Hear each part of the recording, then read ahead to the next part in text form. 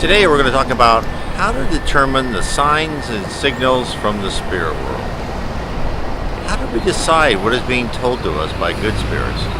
How do we know what path to take in our decisions on everyday life? Important decisions, some not so important decisions. Although many of our trivial decisions become much more important after the fact. Let's explore that. So, there's activity all around. There's people going back and forth. There's traffic. There's noises. There's honking. There's a statue in Barrio de Flamingo. There's activity all around us. Isn't this just like real life? We're trying to find the signs and signals of spirits to tell us what's the right path to take. Look at these cars going around the circle. And they go by a path of traffic lights. Here it's green. Next moment it may be red. So how do we determine? How do we interpret? How do we have the patience and the activity to understand what is being told to us by the spirit world? First, I want to say, whenever you think you're seeing a sign or a signal, always measure it against your conscience. Always decide for yourself, is it the right thing to do? And if the answer is, if you feel comfortable and you feel not stressed, you don't feel tension, it's usually the right thing to do. But so how do we find out? Well, first we have to ask. We have to meditate, we have to think, we have to keep our mind open.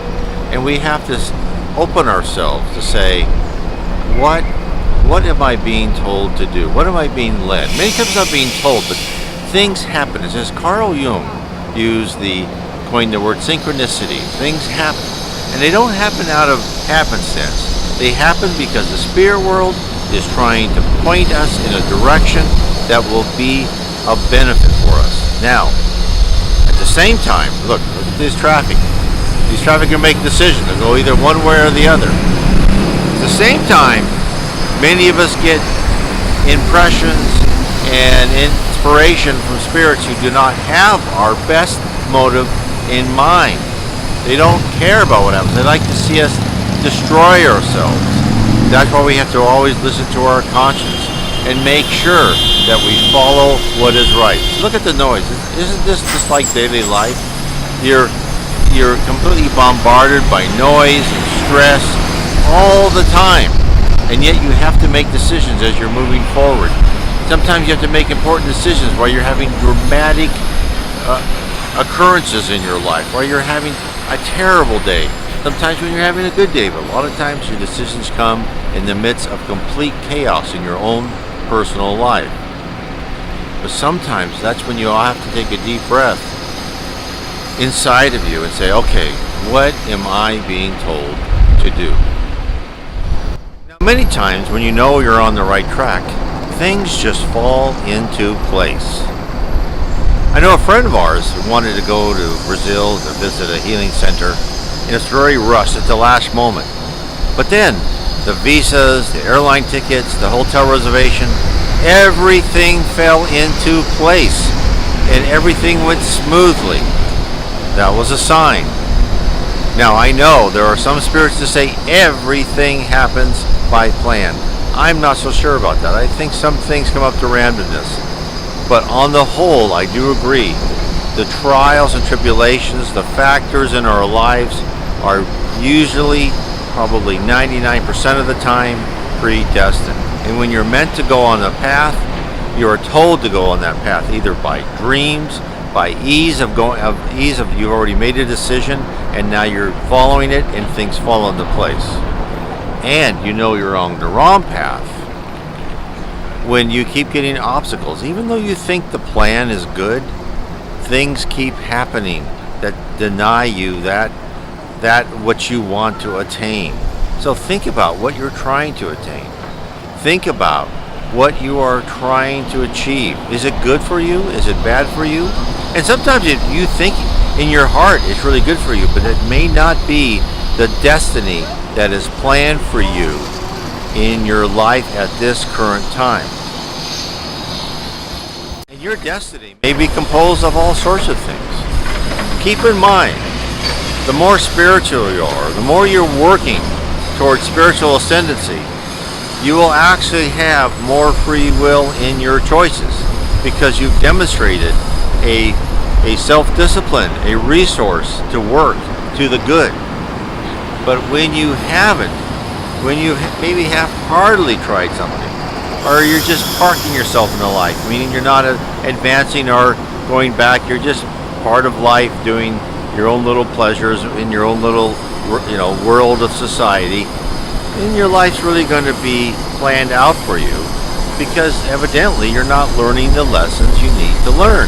Therefore, to break out of that being parked in a certain location, you need to start looking at the signs and stop trying to go against the tide and go with the tide when things open themselves up, and don't deny when something good opens itself up, even though it may not be, let's say, as profitable as something else, and yet these things keep getting in your way. You keep trying to go to that other thing, and yet this other opportunity, it may not be as good, but is as far as financially for you, but is better for your health, your career, your spirituality, your morality.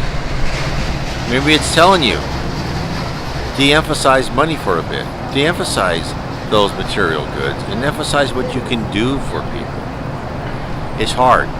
You have to be very subtle on picking up the signs and signals. One of the ways, as I said before, are you stopped when you do it? Like these cars right now, they're stopped.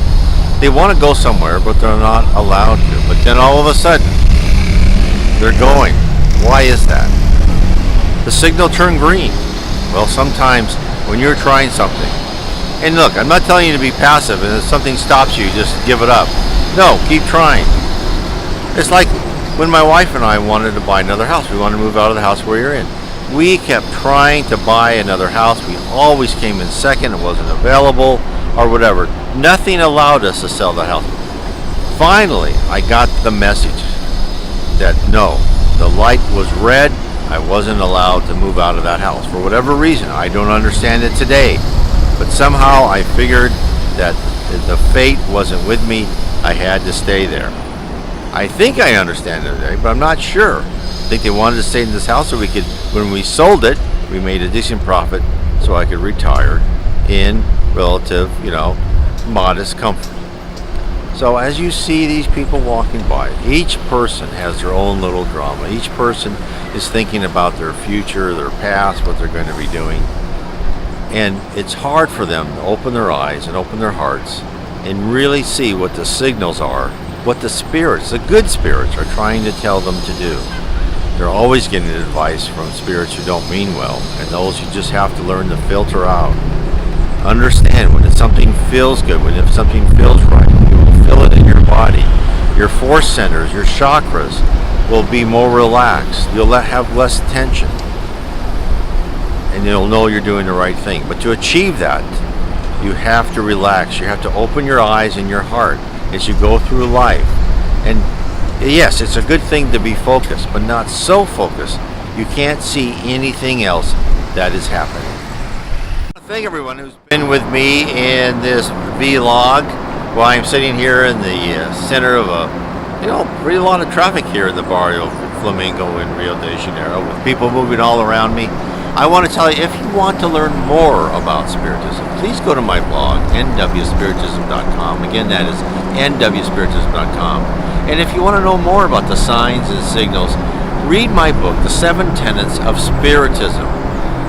I really talk about in that book my personal life, what I found, what I've seen, what the signs and signals I received. Of course, almost the vast majority of them I didn't understand until after the fact.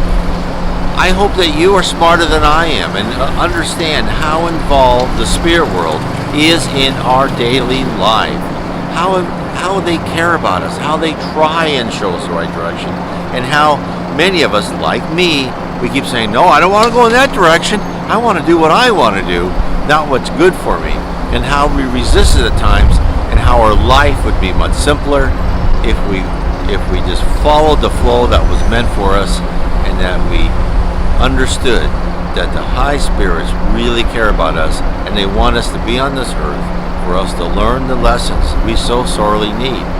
Believe me, this life is short. We have to go through drama, but it will be better for us in the long run. I want to say God bless everybody. God bless.